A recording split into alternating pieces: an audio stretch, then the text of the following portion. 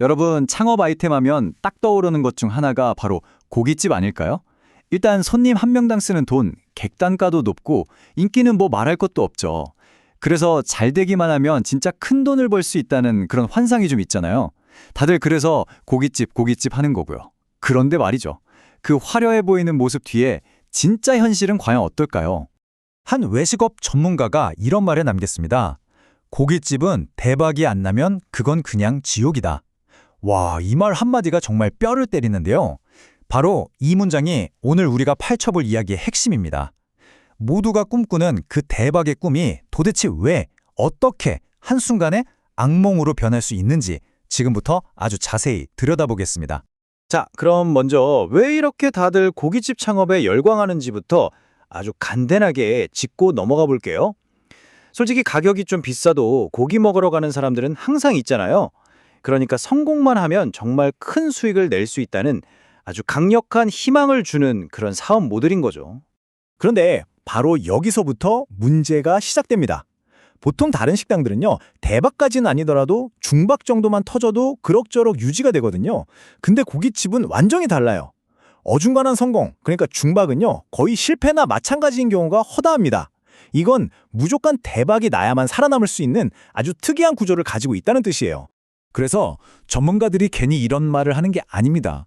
고깃집은 패자에게 자비가 없는 아주 냉혹한 사업이라고요. 특히 경험 없는 초보 사장님이 뛰어들었다가 조금이라도 계산을 잘못하면 정말 죽어라 고생만 하고 정작 내 손에 쥐는 돈은 하나도 없는 그런 최악의 상황에 빠지기가 너무 쉽다는 겁니다. 자, 그렇다면 도대체 왜 이렇게 극단적인 결과가 나오는 걸까요? 지금부터 고깃집 사장님들의 수익을 뒤에서 조용히 아주 야금야금 갉아먹는 눈에는 잘 보이지 않는 4가지 재정적 함정을 하나씩 파헤쳐 보겠습니다. 첫 번째 함정은 바로 이 비효율적인 인력 구조입니다. 요즘 고깃집 가면 직원이 직접 와서 고기 구워주는 게 거의 당연한 문화가 됐잖아요. 바로 이 그릴링 서비스가 문제입니다. 이게 왜 문제냐면요. 직원 한 명이 완벽하게 케어할 수 있는 테이블 수가 보통 4개 정도로 딱 정해져 있어요. 여기서 조금 바쁘다고 테이블 하나만 더 맡기면 어떻게 될까요?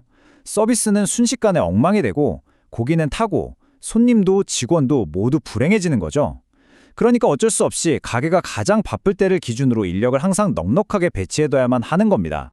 이 표를 보시면 차이가 그냥 한눈에 보이죠? 예를 들어 국밥집 같은 곳은 직원 한 명이 훨씬 많은 테이블을 맡을 수 있잖아요. 그리고 음식이 조금 늦게 나와도 손님들이 어느 정도는 이해해주고요.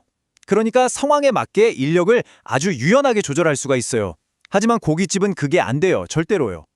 결국 이 고정된 인건비가 매출이 조금이라도 애매해지는 순간 사장님의 발목을 잡는 첫 번째 덫이 되는 겁니다. 자, 두 번째 함정, 바로 숙련된 직원을 구하는 문제입니다. 그냥 사람이 필요한 게 아니에요. 잘 굽는 사람이 필요합니다. 고기 굽는 거 이게 생각보다 엄청난 기술이거든요. 언제 뒤집고 언제 자르고 손님 입에 가장 맛있는 첫 고기를 딱 넣어주는 그 타이밍까지 이 모든 게 고기 맛에 완전히 좌우하니까요. 여기에다 손님이랑 계속 대화해야 하니까 친절함까지 갖춘 직원은요. 와, 정말 하늘의 별 따기라는 말이 딱 맞습니다. 특히 이게 프랜차이즈 하시는 분들한테는 더 뼈아픈 문제가 될 수 있어요. 본사에서는 우리 브랜드는 최고의 서비스를 제공해야 하니 무조건 직원이 고기를 구워줘야 합니다. 라고 딱 정해놓고 정작 그 때문에 발생하는 어마어마한 인건비 부담은 전부 가맹점주에게 떠넘기는 경우가 많다는 거죠. 인건비 지원이나 다른 대안 없이 이런 정책만 내세운다면 이건 가맹점주 입장에선 정말 가혹한 일이 될 수밖에 없습니다. 세 번째 함정은 바로 공간 문제입니다. 넓고 비싼 매장이 필수라는 점이죠. 고깃집은 보통 술 한잔하면서 천천히 즐기는 곳이라 테이블 회전율이 낮을 수밖에 없어요. 그러니 애초에 테이블을 많이 깔 수 있는 최소 30평 이상의 큰 공간이 필요합니다. 손님이 꽉 차면야 이 넓은 공간이 더할 나위 없이 좋죠. 근데 만약에 손님이 비면요? 그때부터 이 넓은 공간은 비싼 월세와 불필요한 직원 동선으로 돈을 줄줄 빨아들이는 재앙이 되는 겁니다. 지금까지 말씀드린 이 모든 문제들이 결국 딱 하나의 개념으로 모아집니다. 바로 손익분기점이 엄청나게 높다는 건데요. 손익분기점, 이게 뭐냐면요. 아주 쉽게 말해서 가게 운영에 들어가는 모든 비용, 그러니까 월세, 인건비, 재료비 다 포함해서 딱 0원을 만드는 매출 지점을 말해요. 이 지점을 넘어서야 비로소 사장님 주머니에 돈이 들어오기 시작하는 거죠. 이게 말로만 들으면 감이 잘 안 오실 수 있으니까 제가 실제 한 프랜차이즈 고깃집 사장님의 이야기를 들려드릴게요. 이 높은 손익분기점이라는 게 현실에서 얼마나 무서운 건지 바로 이해가 되실 겁니다. 이 사장님, 가게가 정말 잘 나갈 때는요, 한 달 매출이 무려 8천만 원에 달했습니다. 정말 꿈의 숫자죠. 그리고 이때 세금 떼고 뭐 떼고 다 해서 한 달에 순수익으로 1,500만 원 정도를 가져가셨어요. 이 정도 벌면 아무리 몸이 힘들어도 장사의 맛 나죠. 그런데 시간이 좀 지나고 주변에 경쟁 가게들이 생기면서 매출이 5천만 원으로 떨어졌습니다. 근데 여러분, 잠깐만요. 월 매출 5천만 원이면 이것도 웬만한 식당에서는 엄청나게 잘 버는 거 아니에요? 네, 맞습니다. 그런데 놀라지 마세요. 순수익은 0원이 됐습니다. 빵원이요. 죽어라 일해서 자기 인건비만 겨우 가져가는 상황이 된 거예요.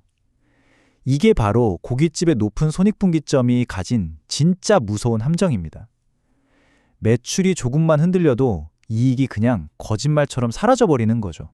자, 그럼 이제 고깃집 창업은 절대 하면 안 되는구나. 이렇게 생각해야 할까요? 꼭 그렇지만은 않아요. 다만 이 위험한 게임에 뛰어들기 전에 반드시 스스로에게 던져봐야 할 아주 중요한 질문들이 있습니다. 첫째, 스스로에게 물어보세요. 나는 장사 경험이 풍부한가? 이 사업 초보자에게 정말 잡이 없습니다. 둘째, 창업 자금이 넉넉한가? 고깃집은 아껴서 시작하는 저예산 창업이 아니라 확실한 초기 투자로 단숨에 손님을 끌어모으는 방식이 훨씬 유리합니다. 그리고 마지막으로 만약 프랜차이즈를 생각하신다면 본사가 이 높은 인건비 문제에 대한 명확한 대안을 가지고 있는가? 이 세 가지 질문에 자신 있게 네 라고 답할 수 있을 때 그때 도전해야 합니다. 높은 수익이라는 아주 달콤한 꿈. 하지만 그 뒤에는 높은 실패율이라는 아주 쓰디쓴 위험이 도사리고 있죠. 이 모든 것을 알게 된 지금, 여러분이 보시기에 과연 고깃집 창업은 감수할 만한 가치가 있는 도전일까요?